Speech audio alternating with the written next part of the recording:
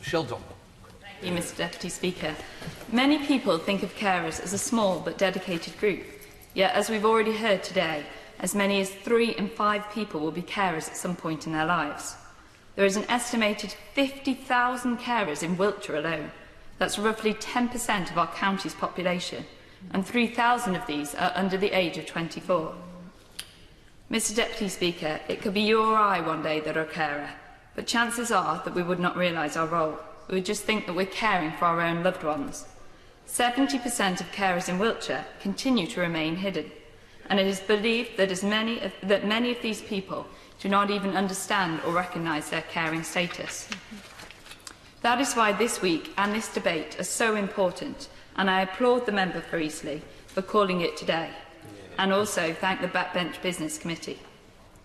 We need to work together to raise the profile of these silent heroes, those astonishing individuals who give and give time and time again. Carers enable hundreds of my constituents to continue to live their lives at their own home.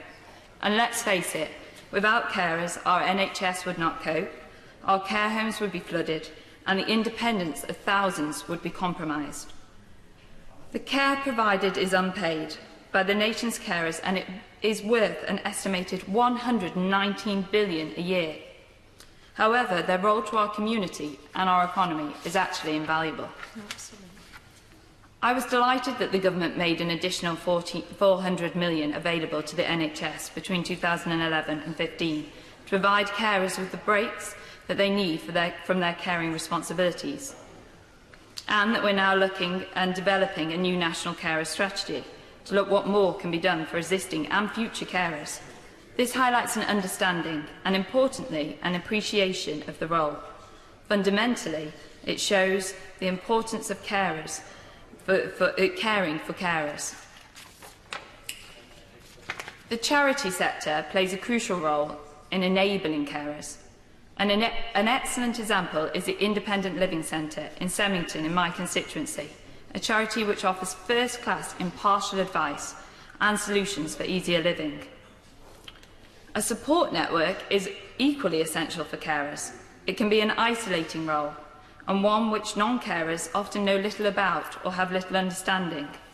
In a study of more than 6,000 carers, half had let a health problem go untreated, or seen their mental health get worse as a direct result of the time and effort that they put into caring for their loved ones.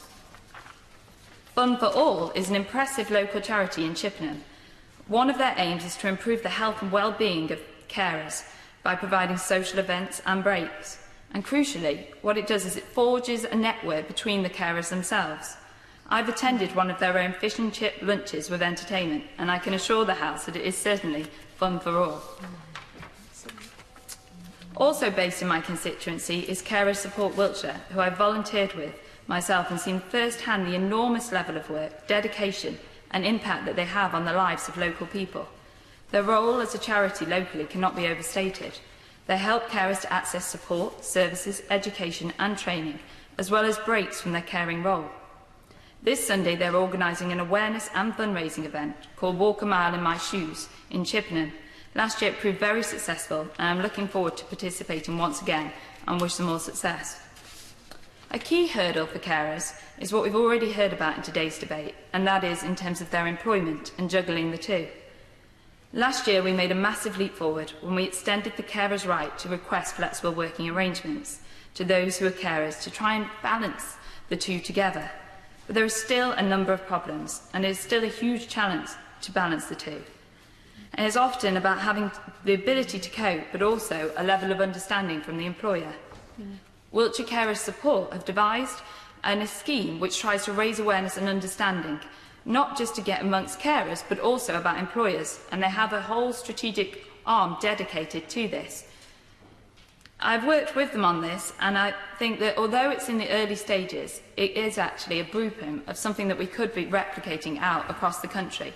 Employers need to understand the benefits that carers offer and not see it as a strain only on their business. It is important to stress that to target the issue of supporting carers needs to be done at a local level, a national level and within the voluntary sector. Nationally, the Care Act in 2014 did give fundamental legal rights, and I hope that the national strategy will also directly challenge the problems that are faced by carers today. And in particular, I hope that we will look at supporting more training opportunities introduced on a local level so that those in a caring capacity have the confidence, the abilities and the skills to always do their role. Wiltshire Council is currently finalising its own local strategy on carers, and together it will be bringing lots of organisations together to support carers.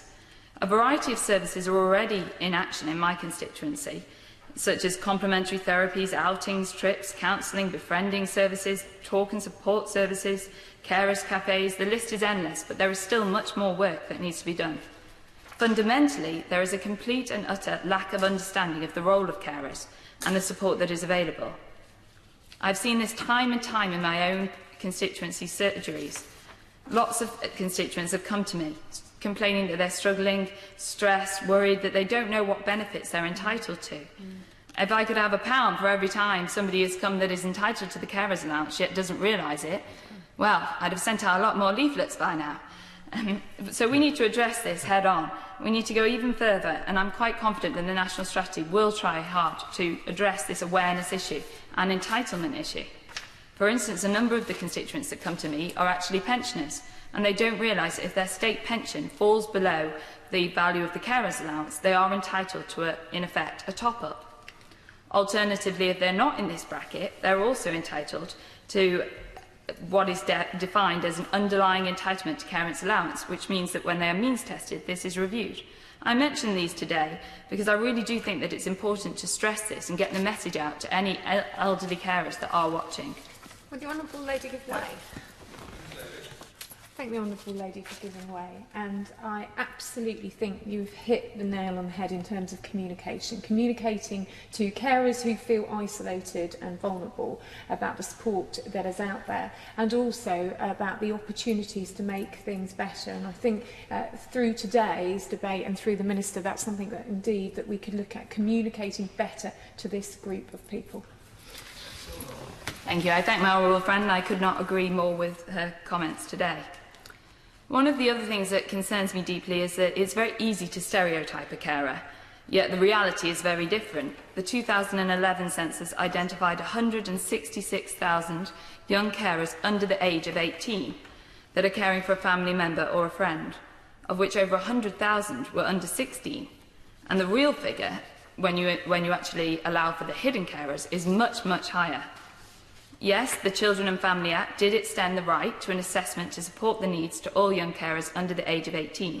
And in addition, since 2010, the Government have also created specific training guides for teachers and training staff to identify and enable support for young carers. However, there is still a real big problem that we need to face up to.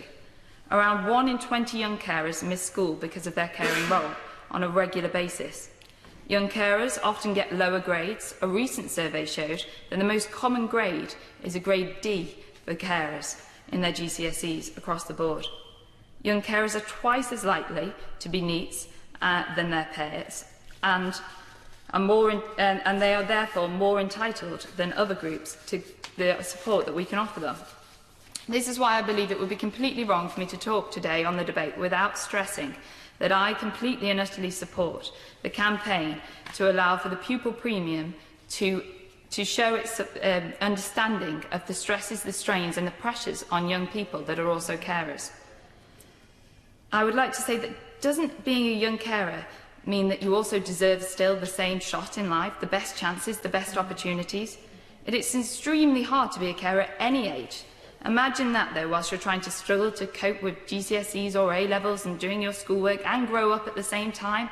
Can you imagine the impact that that would have, the emotional pressure that that would have? In this country, we have a pupil premium which aims to develop a level playing field. Surely it is time that young carers are allowed on the pitch too. Hear, hear. National Carers Week is all about highlighting the silent heroes of our community of all ages, whose dedicated love keeps people safe, secure and often living in their own home. Without them, the economy and the community that we all love in our constituencies would collapse. I hope that today we help raise awareness, raise understanding, show our own support, as well as highlighting the different ways that we can improve and develop our national strategy. I would like to thank, by ending I would like to finish by ending by thanking every carer in my own constituency and every carer in the country for all their hard work. Hear, hear.